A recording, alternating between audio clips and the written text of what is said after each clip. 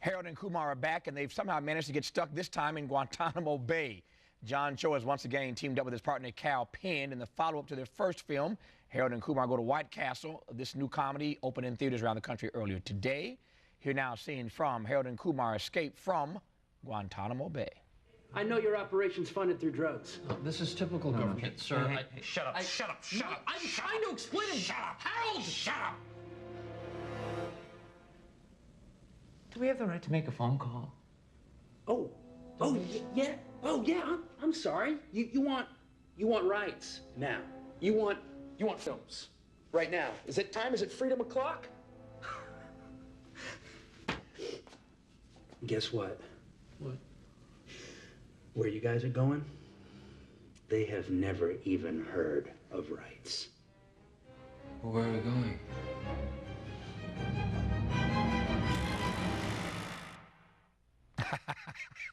John, how are you? Good. Nice to have you here. Oh, so good to be here. That gives a little bit of the storyline away, but I'll let you explain a little bit more.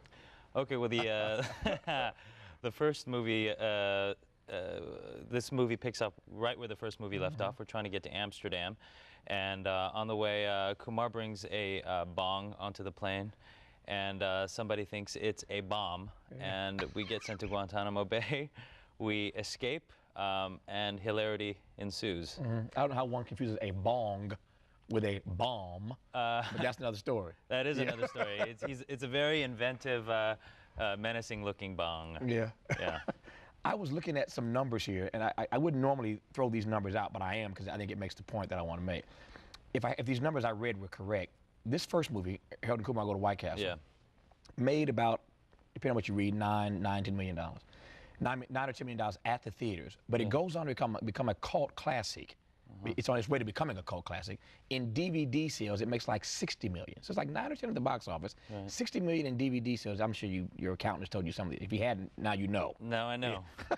They owe you some money. Yeah. John, somebody owes John Cho some money. And a T-shirt. And a T-shirt, yeah. So a little bit of money at the box office, but tons of money in DVD sales, which means, again, as I see it, that it's on its way to becoming a cult classic. What does that mean for the release of the second film? Well, it raises the bar a little bit, and it also meant when we're making the second one, we had to honor the request, really, of the people who bought the DVD. And there were certain things that, you know, had we written the sequel right after the first one was made, we probably would have written a different movie. In the years that we had to reflect after the first movie, we found out that people were really attracted to the racial jokes and the social commentary angle, much more so than we would have initially anticipated. So knowing that, and then 3 years later writing the sequel, they decided we need to amp up the stakes, and so it really changed the subject matter of our film in a very fundamental way. Inside of your community, how, not that there's one answer to this question, but what kind of conversation ensues about a character, about you playing a character like this inside of your own community? Because there's always this debate about stereotypes and racial jokes, et cetera, inside of your community.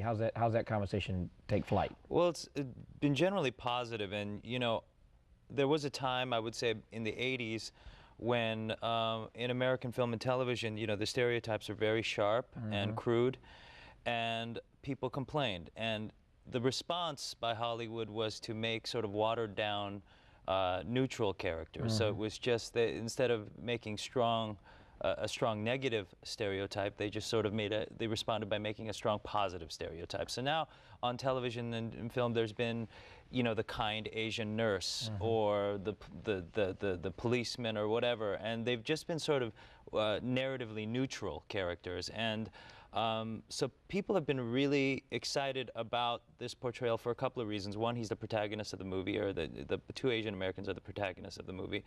And secondarily, they sort of like the non-noble aspect of, because we're supposed to be the good ones. The Asians are supposed to be the good ones, the nerds, the ones who don't break the rules. And Harold and Kumar are engaged in a lot of illegal activities. So there seems to be some excitement about that. Given what I've read and given my brief meeting you just minutes ago, I get the sense that there's something about the opportunity to play this role that you revel in, where your last point is concerned. By that I mean to suggest that it's empowering, maybe that's the right word, maybe not, empowering for you to be able, as an Asian American, to play that kind of role, which does in fact run against character, against type. Absolutely.